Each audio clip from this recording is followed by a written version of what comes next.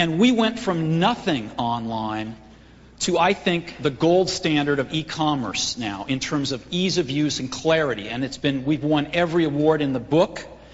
We are one of the largest e-commerce sites now on the internet. And if you take all of Apple's websites together, this is a pretty good indication about the interest level in the company. It went from 1 million hits per day a year ago to 10 million hits per day today. And that's terrific. So the aggregate of all of these things was that the market value of Apple's risen from about $1.8 billion a year ago to about $4 billion yesterday. I don't know what it is today.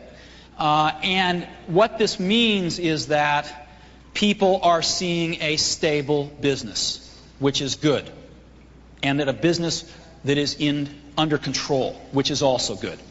So what do they do then? Well, they don't send us a card or anything. They just go on to the next one. So what's the next one? Well, if you've survived and you've got a stable business, well, what's your product strategy? You know, you're a product-driven company. You better have a doggone good product strategy. And we did not talk about that much for many months.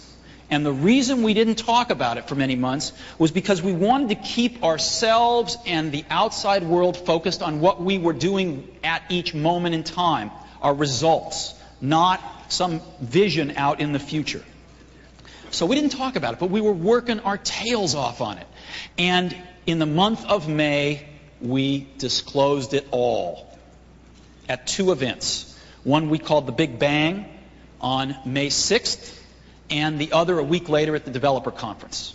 And let me take you through that product strategy now, because it's been very well received. When we got to the company a year ago, there were a lot of products. These were the product platforms, 15 product platforms, and a zillion variants of each one. I couldn't even figure this out myself.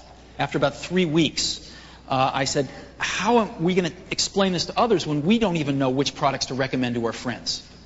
There was no way to do it. So we went back to Business School 101 and we said, what do people want? Well, they want 2 kinds of products. They want consumer products. Consumers want them in general, and education wants, for the most part, consumer products. And we need pro products, because our design and publishing market wants pro products, and some consumers do, and some education do as well. And in each of those 2 categories, we need desktop and portable models.